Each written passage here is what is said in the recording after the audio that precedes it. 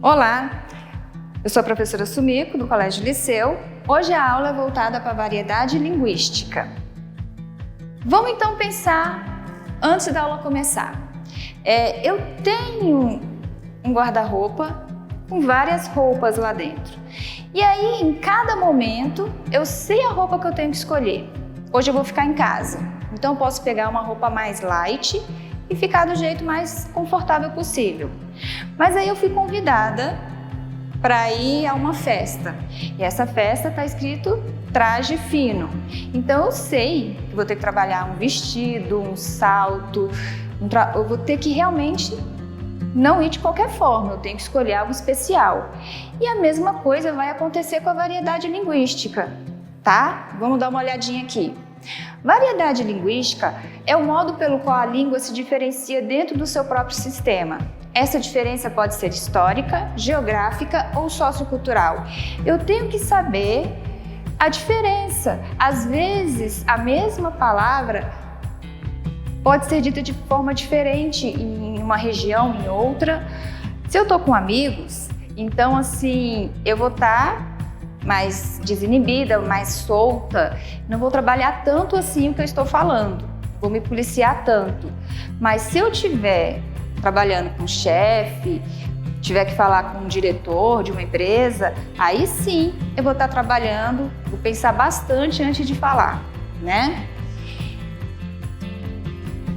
Tipos e exemplos de variações linguísticas. Há diversos tipos de variações linguísticas segundo o campo de atuação.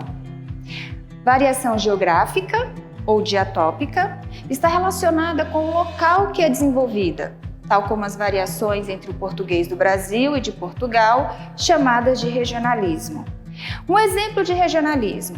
No Brasil é possível encontrar muitas variações linguísticas, por exemplo, na linguagem regional.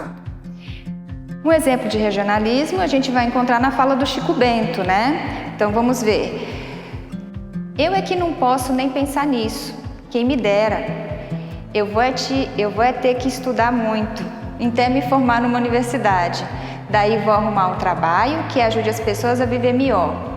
Nas falas do Chico Bento e de seu primo Zé Lelé, notamos o regionalismo. Então toda vez que a gente pega, né, o almanaque do Maurício de Souza e a gente percebe esse personagem, a gente vai ver o regionalismo ali. Também temos em cada local, né? Ba, tchê, oxente, so, uai, oxi. Tá um pouco ruim, mas dá para ler, né? Olha a tangerina, olha a bergamota, olha a mexerica, que quer dizer a mesma coisa. Também temos outro caipira aqui, né? Receio de repolho picadinho. Ingrediente: 5 dentes de alho, 3 colheres de óleo, uma cabeça de repolho, uma colher de macho tomate, sal e a gosto. Como é que faz? Casca o alho, pica o alho e soca o alho com sal. Quenta o óleo, foga o alho no óleo quentinho. Pica o repolho bem fininho, foga o repolho. Põe o macho tomate, mexe com a colher para fazer o molho. Prontinho. Então a gente percebe que mesmo lendo assim, a gente compreende, né?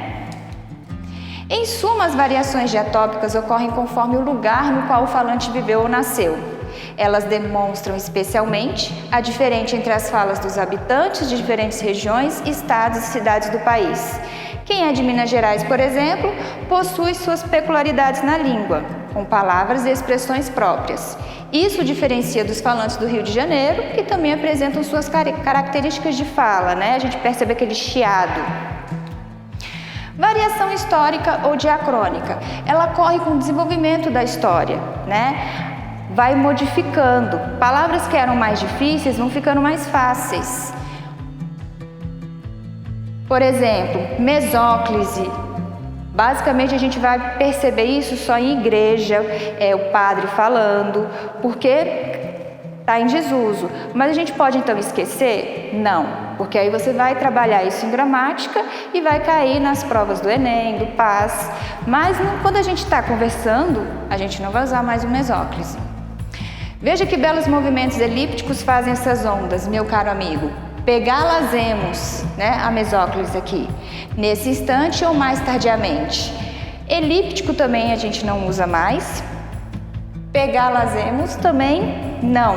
Então, mesóclise, próclise e ênclise, basicamente só quando a gente for trabalhar assuntos gramaticais. No dia a dia a gente não usa. Mas quando a gente está basicamente na igreja, a gente percebe que o uso é constante. Variação diacrônica é a variação da linguagem ao longo do tempo, através das sucessivas gerações de falantes. A gente antigamente, a gente não, né? Nossos ancestrais falavam vossa mercê, vós mercê, e aí foi trabalhando até chegar no você.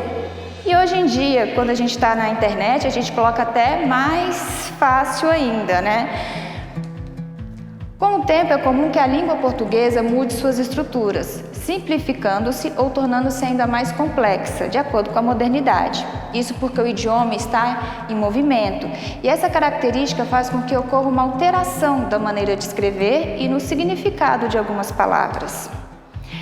Então, a gente vai perceber aí que, na época, poderia ser interessante falar de uma forma diferente. Hoje em dia a gente está trabalhando mais a modernidade e as palavras vão se tornando diferentes.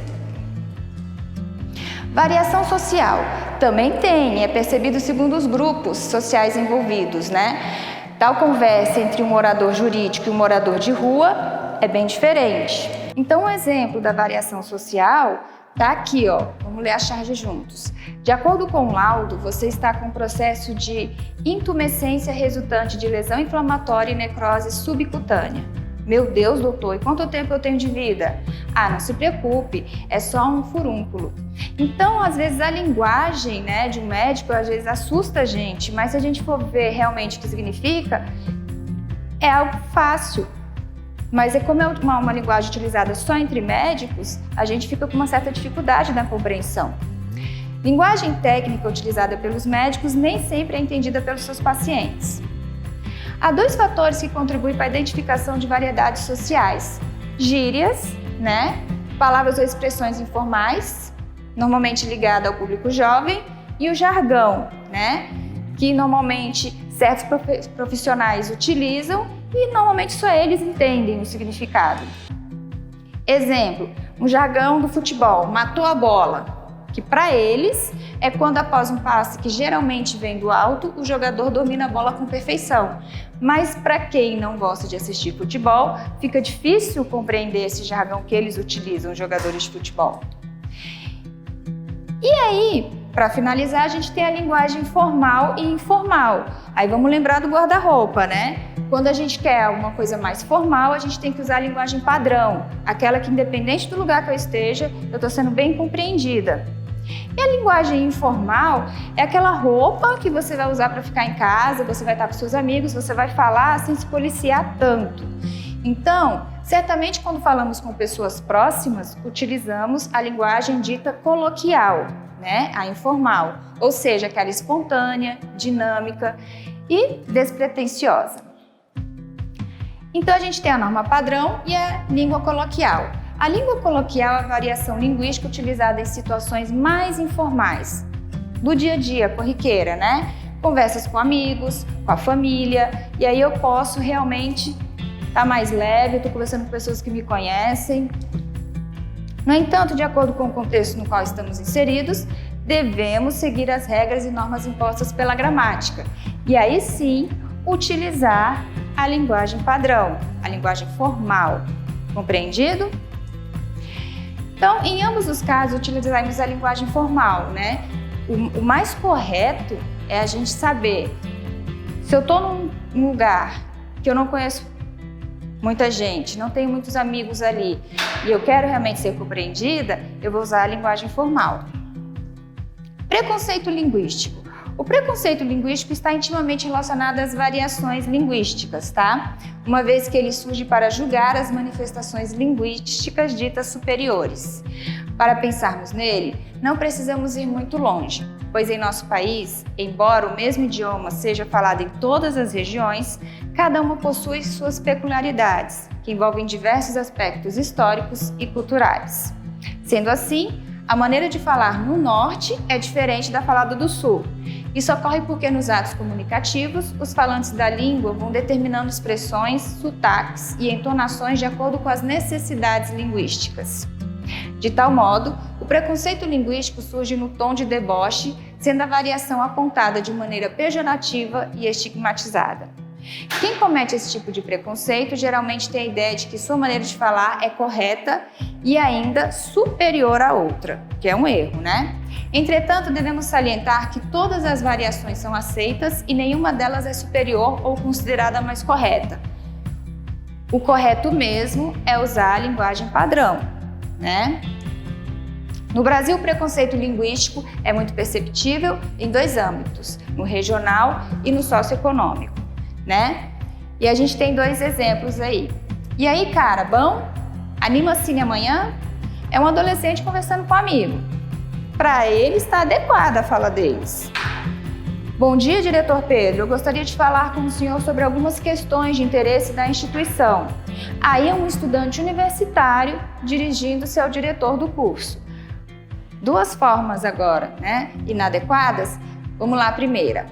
Olá, dileto confrade. Quereria eu convidá-lo para uma atividade casual, como ir ao cinema. É um adolescente conversando com um amigo. Ele não vai falar dessa forma. E aí, cara, bom? Queria trocar uma ideia contigo sobre a facul. Um estudante universitário dirigindo-se ao diretor do seu curso. Então, quando você está falando com um amigo, você não fala basicamente tão correto. E quando você está falando com o diretor do curso, você não vai falar de qualquer jeito. Isso seria um erro. Mas quando a gente não está num lugar realmente que a gente se sente confortável, a linguagem padrão tem que ser escolhida. Vamos agora para a indicação de livro paradidático. Extraordinário. Espero que vocês já tenham começado a leitura. Sim, assistir ao filme vai ajudar, mas lembre-se que a leitura é o mais importante. Vocês vão conhecer um pouco melhor a história de August, né? O Aug, e ele nasceu com uma certa deficiência, sofreu algumas operações. Com 10 anos de idade, a mãe tem a pretensão de colocar ele numa escola, para ele realmente socializar. E aí, ele vai, né, primeiramente com a mãe, conhecer a escola. O diretor convida 3 alunos para mostrar a escola para ele. E aí, a mãe dele sempre deixa bem claro, se ele achar que não é interessante, ele pode ficar em casa. E aí, a mãe continua ensinando para ele em casa, ou ele pode começar a querer socializar e realmente estudar com os alunos. O livro é bem interessante, vai mostrando realmente cenas e momentos extraordinários, onde a gente até se encontra, né? Infelizmente, praticando bullying ou sofrendo bullying. E aí fica um tema bem bacana. Também é tratada a história da irmã dele, que por não ter nenhum problema físico, ela também sente em algumas situações que poderia ser um tratamento diferente, né? Eu tenho todo um cuidado com meu irmão, mas eu também queria que tivessem cuidado comigo. A história dos alunos, se eles são bem receptivos. Os professores, tem um professor também com uma temática bem bacana, que ele sempre pede para os alunos fazerem trabalhos com preceitos e frases positivas, e fica sendo o trabalho do bimestre. E se você estiver viajando, você também pode mandar um cartão postal com um preceito para o professor. Então, assim, são histórias linkadas que vão mostrando que realmente o extraordinário pode acontecer. Eu espero que vocês estejam fazendo a leitura, fica a indicação. E aí, a gente teve hoje a nossa aula sobre variedade linguística. Temos exercícios propostos para serem feitos e terminamos aqui por hoje.